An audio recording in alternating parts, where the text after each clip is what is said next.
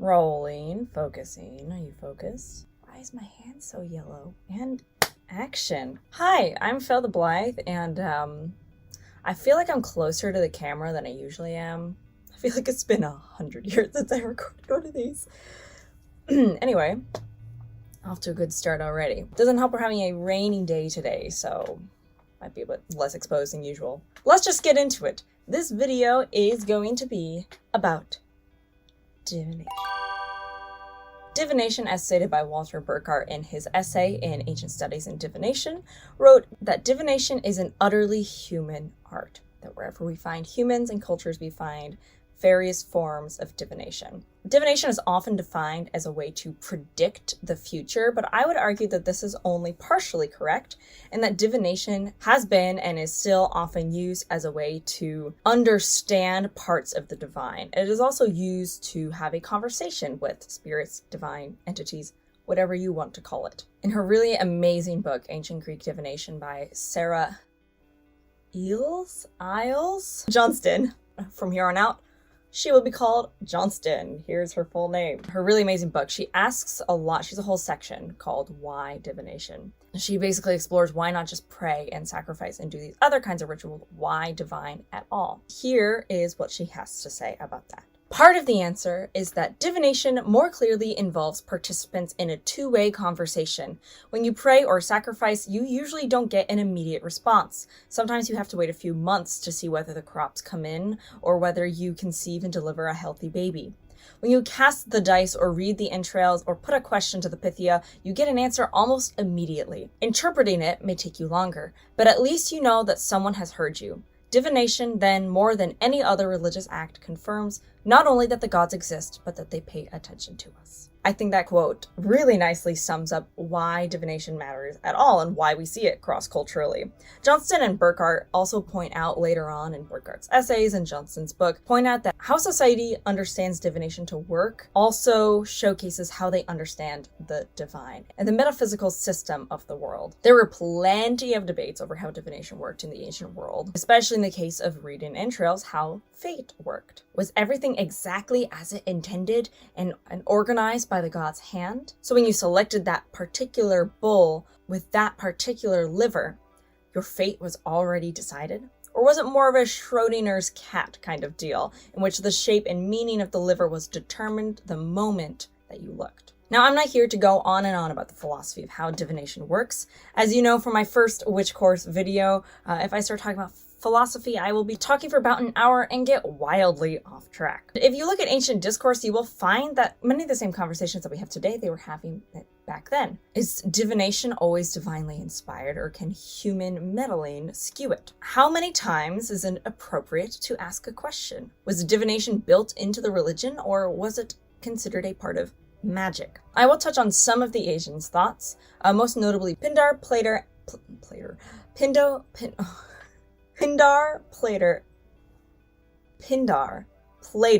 and much later, Cicero. I will even touch briefly on the Greek magical papyri, because it is a good example of rituals that existed outside of the religious norm. If you are curious as to what I mean by the Greek magical papyri, I will link my Protections in Hellenism video, in which I go a little bit more in depth in the PGM and how it differs from the classical world. But to sum it up, the Greek magic papyri is a collection of what people usually call ceremonial rituals, spells, a very largely expansive time period. I'll put the dates down here, although some scholars have suggested that aspects of the PGM likely existed in the classical age as well. Divination in the classical age. One could argue that many of the most important political decisions hinged on divination. I mean, how many times does a story begin with a querent going to the Pythia and asking a fateful question that will then decide the course of history? Divination was baked into Hellas. Every moment, every movement could be interpreted as an omen, and in fact were. The superstitious nature of the ancient Greek world was critiqued by many, including Theophrastus in his very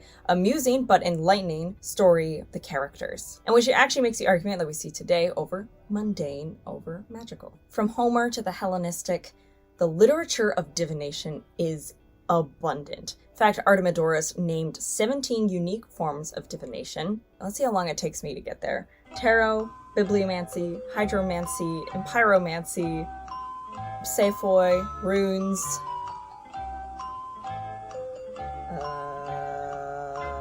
astrology? Yeah, I got 7. I don't know if I can name 17, not without sitting down and thinking real hard. Not all of these forms of divination were treated equally.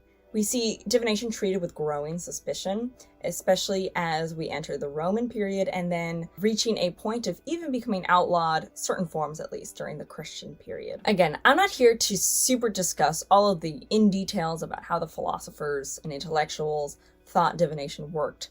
Honestly, they can do that themselves. They wrote tirades and hot takes all over the place, just like we do today. I think it's worth exploring a few notable examples. And how divination worked also depends on who you're asking and when.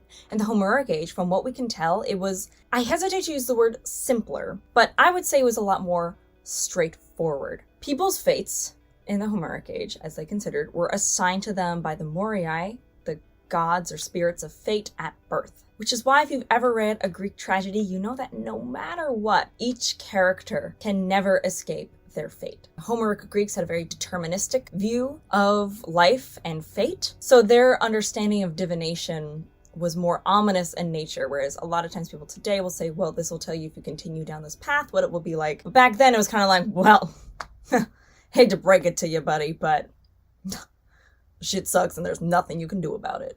Even though things, as I would say, were fairly straightforward, this did not mean that you didn't need an interpreter, mantis, or the plural manteus. This is, oftentimes people translate this to as diviner. But even then, your divination could be misleading. Penelope herself remarks in the Odyssey that dreams either come through the gate of horn, the gate of true dreams, or others come through the gate of ivory, the gate of false dreams. And in the Iliad, we see pretty much right in the beginning, Zeus sends Agamemnon a lying dream. This is why interpreters were in such high demand, because you wanted to determine not just what the sign meant, but also if it was a lie or if it was true. And for the poor interpreters, a bad interpretation in many, many cases meant death.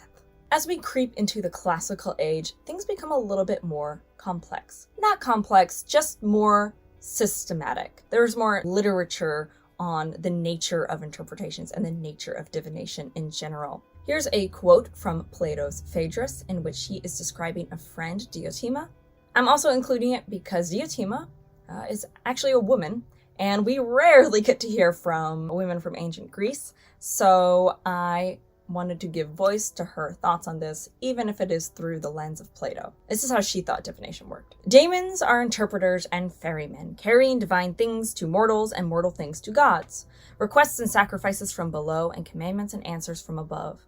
Being midway between, the daemons make each half supplement the other, so that the whole becomes unified. Through them are conveyed all divination, and all priestly crafts concerning sacrifices, initiations, incantations, all prophetic power and magic.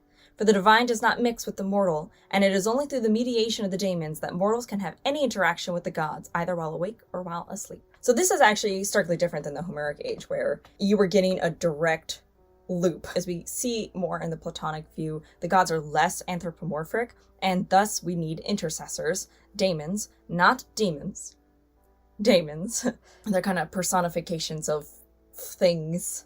I know that's really vague, but daemons are like really weird. I plan on doing a video on them. They're like, no one can agree on what they are. But what's interesting is then as we head into the Hellenistic era, it kind of reverses a little bit, in which we see some recognizable aspects of ceremonial magic, in which sometimes deities are actually bound to a particular object, which is then used for divination. So it circumnavigates a lot of what was thought in the Homeric and classical age of, you ask the gods politely through some sacrifice, and then they tell you the answer, or in the classical age and Platonic view of having an intercessor. And the Hellenistic age, they're like, nah, I'm coming to you and you're gonna tell me what's up. So this leads nicely into my section I've titled Low and High Divination in the Classical Age. More accurately, the terms would be natural and technical forms of divination.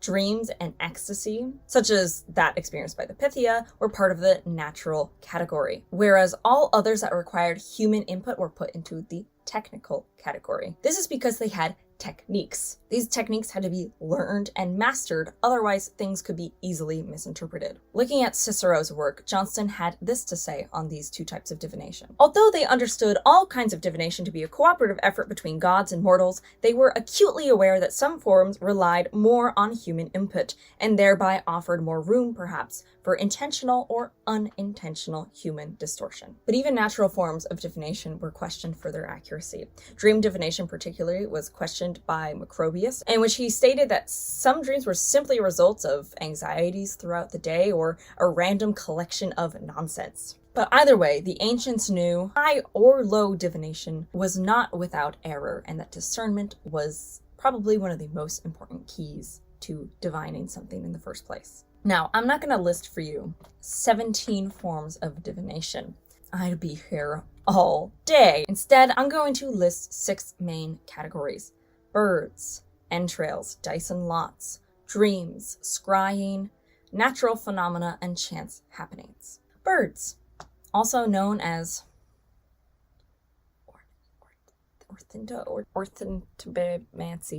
ornithomancy, or also augury.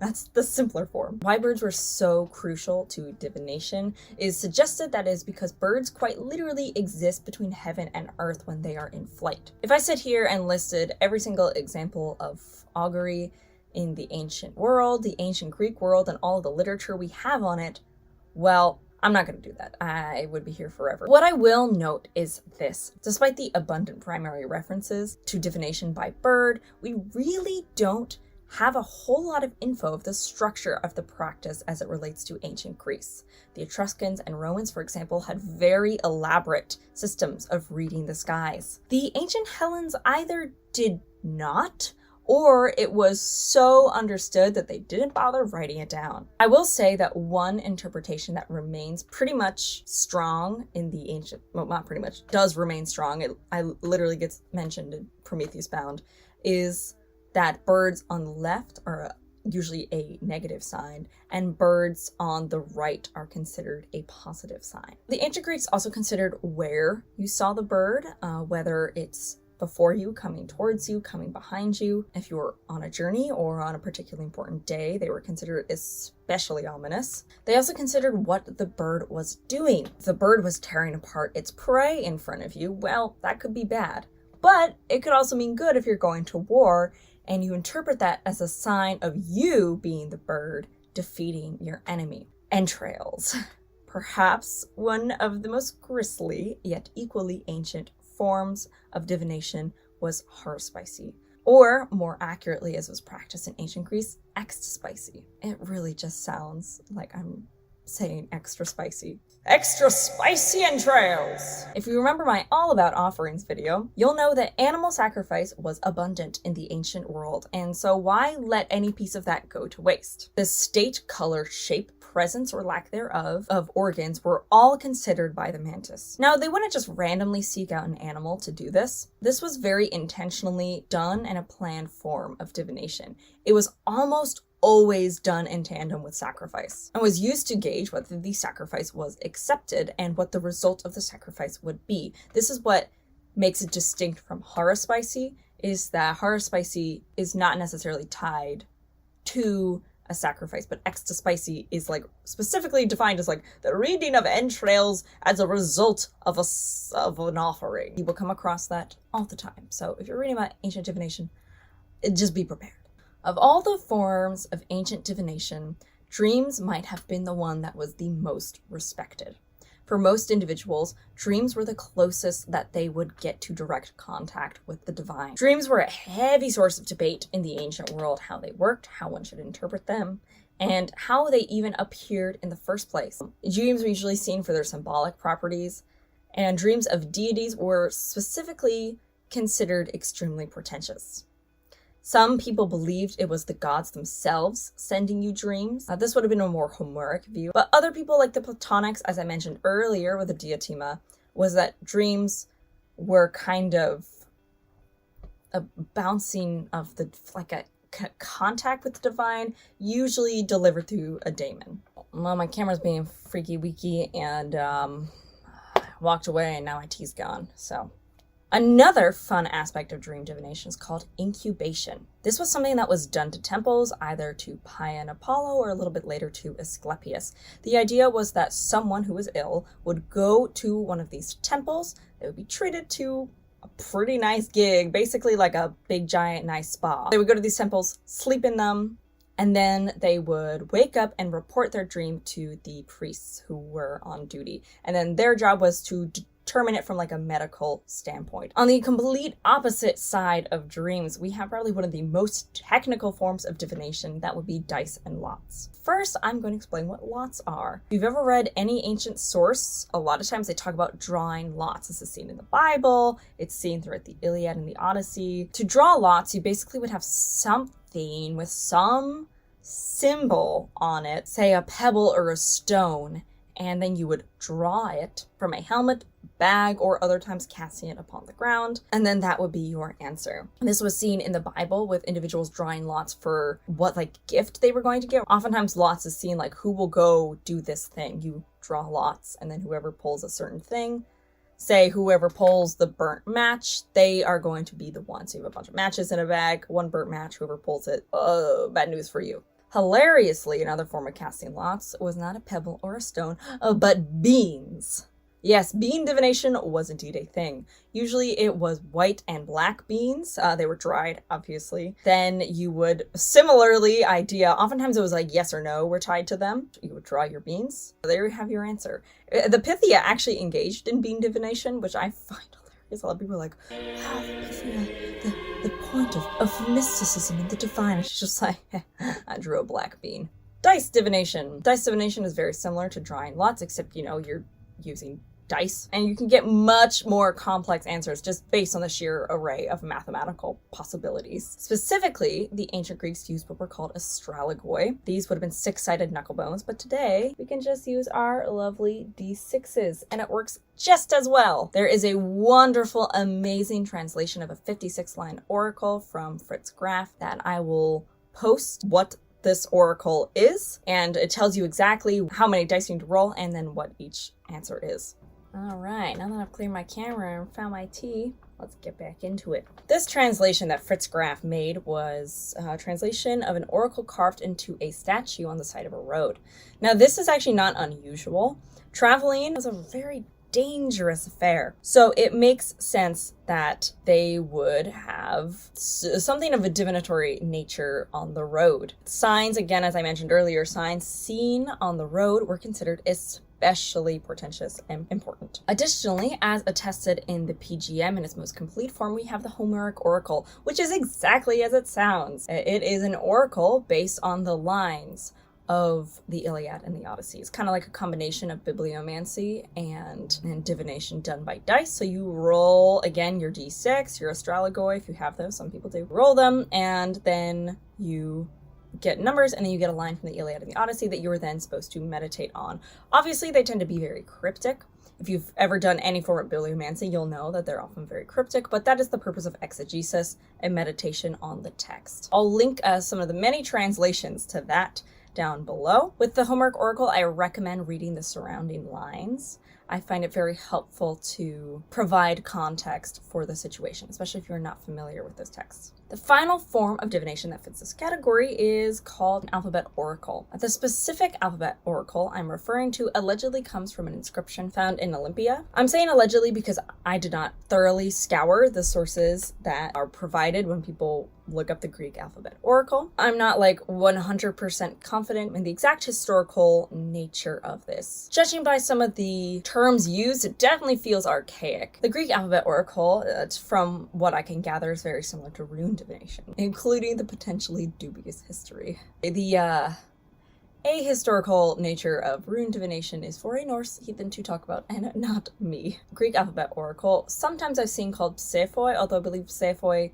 refers to the stone that is used. I could be wrong though. This works similarly to casting lots and astrologoi, in which you would draw one of the 24 Greek letters, and then there was a corresponding interpretation. There have been several reinterpretations written by several people. I'll include those down below, in which people will take these very specific phrases and then expand upon them. That gives our modern eyes a little bit more context. I actually made some. I made some for myself a little while ago. I'm very proud of them. I will show them to you. Here's my various little letters. You can see the letters here. Yeah, so you would basically draw one, and then you would interpret it from the list of oracles. And again, if you had a mantis, they could tell you their thoughts for a fee, or you could learn how to interpret them yourself. This next form of divination was exciting for me to discover: scrying. I did not really know that scrying had like a super big background. I'm mostly familiar with it from a ceremonial standpoint, especially as it started happening in the late Middle Ages and Renaissance. For the ancient Greeks, their scrying primarily was done through divination by fire, water, and mirrors. For those of you who don't know what scrying is, I'll link a video over here by Dot Darling in which she talks about the details of scrying, including how to scry, what scrying is, and various forms of it. The idea of scrying is that you gaze into a surface, a mirror, water, or a fire's reflection in the water, or sometimes the fire itself.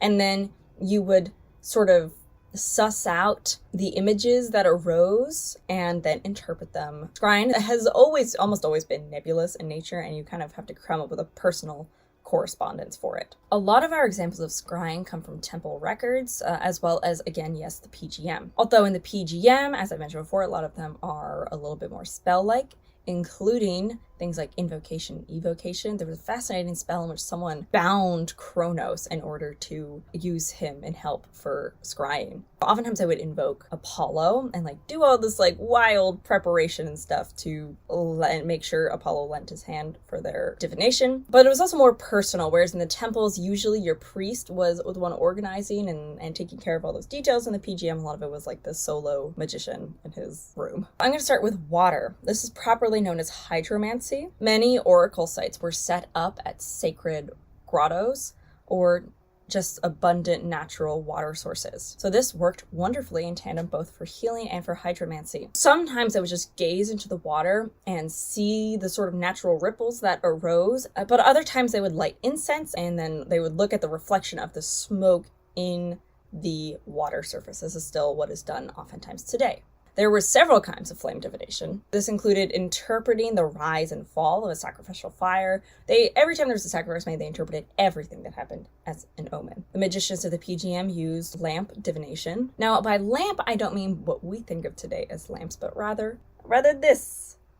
Some people affectionately call these Hestia lamps. I'm not sure if that's what they were actually called, but I think it's actually very endearing. Now, why lamps and not candles? Well, people I don't actually really know this, but candles for many years were very expensive. And for most of history, actually, oil lamps were the preferred method of lighting rather than candles. So a more direct form of pyromancy, and pyromancy is divination by flame, done by magicians in the PGM, was called lychnomancy. Lychnomancy, when people literally just sit and stare into the flame until they, quote, saw God. Now, please do not do this. Staring into a candle flame will burn away your eyeballs. So it's no wonder that they eventually saw God, because they were kind of burning holes in their eye sockets and seeing that instead. So don't do that. A much safer way to do this, and also historically attested, would again to see the reflection of that flame in your surface, whether it's a mirror or safer, a bowl of water. Speaking of mirrors, finally we have scrying by mirrors. Again, this is by no means an exhaustive list, but scrying, as you might have noticed, gets a little bit redundant. A lot of it's seeing reflections and things using smoke and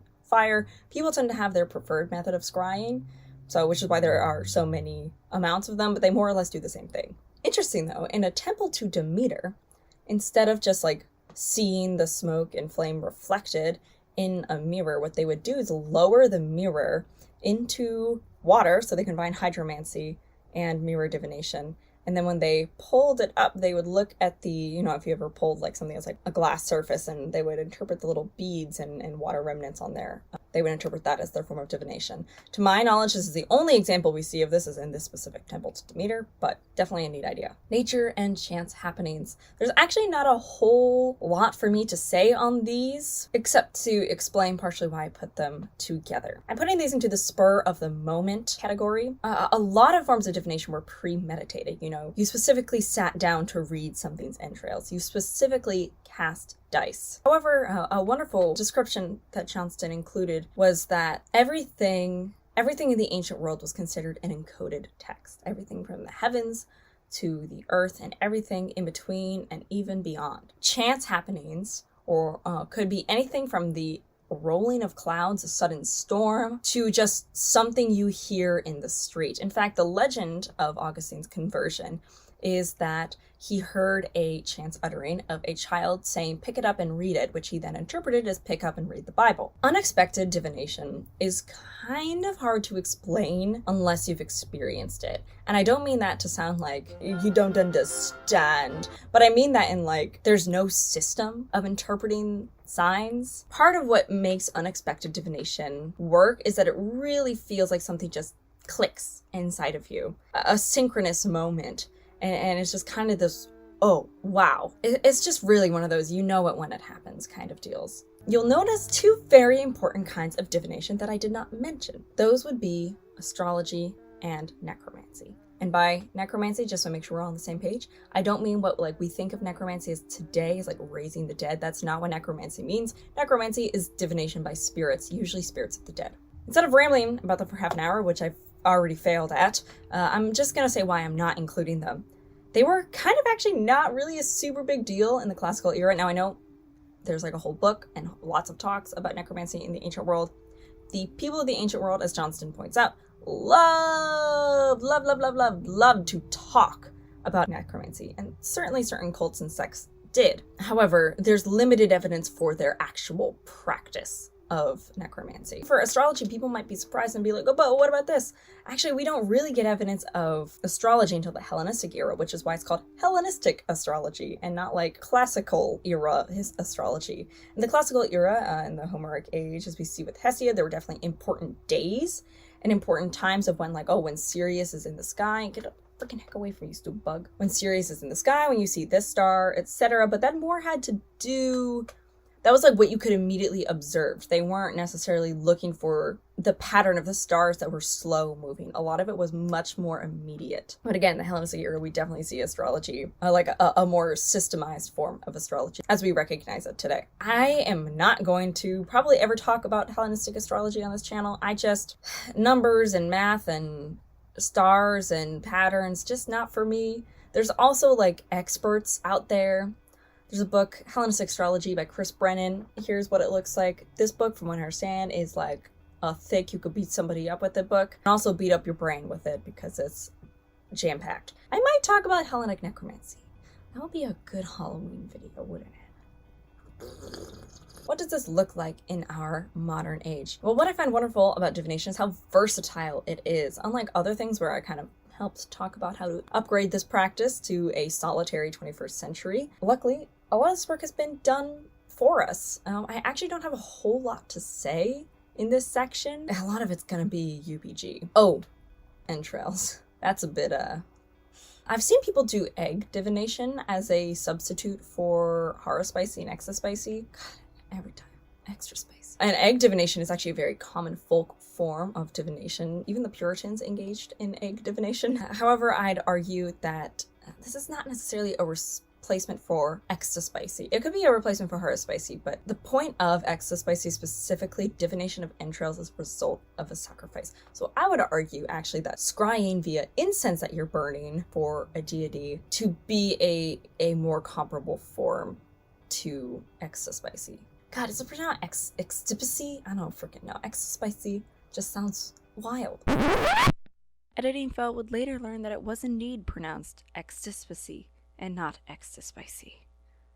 Oh well. But I mean, also live your best life. Cracking eggs is fun. So look into the various methods that I listed and find out what works for you. Divination, as the ancients saw it, it really was a two-way conversation, and I can't have that conversation for you. But before I move on, I will impart some ideas on how to interpret your results. How do you interpret your results? Well, kind of like any other form of divination, practice more divination or by speaking with someone else. But given the less clear nature of divination, besides yes-no divination, you're not really going to find a system unless you create one for yourself. Take bird divination, for example. Besides left and right dichotomy, you're kind of gonna create your own. Because a lot of people that you are gonna run into are not gonna be augurs. Could begin a system for yourself and say, eagles mean this. A bird in flight means this.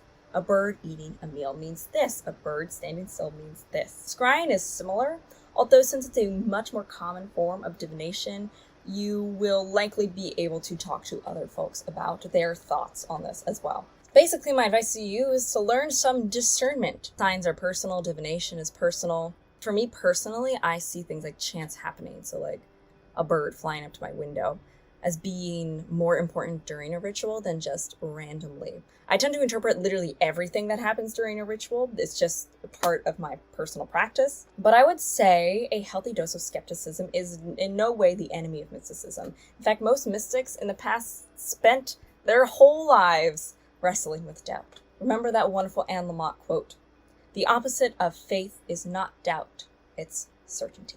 One last consideration, statue divination, which is what oftentimes I called it, or it can be art divination. I don't always vibe with the Neoplatonics, but I came across this fascinating idea of theirs, the divine, that really struck a chord with me and kind of knocked me on my butt a little bit. It's the idea that each image of God was depicted exactly as it was meant to. The creator and the viewers of the image were supposed to learn something about the divine based on this artistic depiction of them, and that an aspect of the deity was then revealed in this artistic depiction. I both love and struggle with this idea because there are some artistic interpretations of myths and the gods that I really just can't get behind. But I also love this because I create a lot of artwork during my devotional practice, and it kind of frees me up a little bit, that it's like, oh, I'm supposed to learn something about the deity from this. I'm supposed to learn something. And no matter how weirdly I think it turned out, it came out perfectly for the intention of this. To look at it from a place not of ego, but of seeking. And so that's why I kind of felt like I was knocked on my butt a little bit, because I was like, wow, there are a lot of media that I rail against. It kind of challenged me to maybe look at it with a more discerning eye and see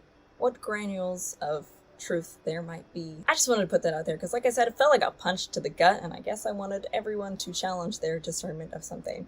But it's also nice and freeing because it's like, oh, every artistic depiction is not just a nice artistic depiction, but an act of divination and something that the god is teaching you about themselves through you. Speaking of discernment, I'm going to end this video with that Anne Lamott quote, but expanding on the context that surrounds it. The opposite of faith is not doubt, but certainty. Certainty is missing the point entirely. Faith includes noticing the mess, the emptiness and discomfort, and letting it be there until some light returns. Faith also means reaching deeply within, for the sense one was born with. The sense, for example, to go for a walk. I hope this video wasn't too rambly. I try. If you have any questions, again, pop them down in the comments, and I will see you in the next video. Keep questioning, keep wrestling, keep divining, keep meditating on words, and keep just letting your practice be what it needs to be for you. On that note, goodbye, everybody.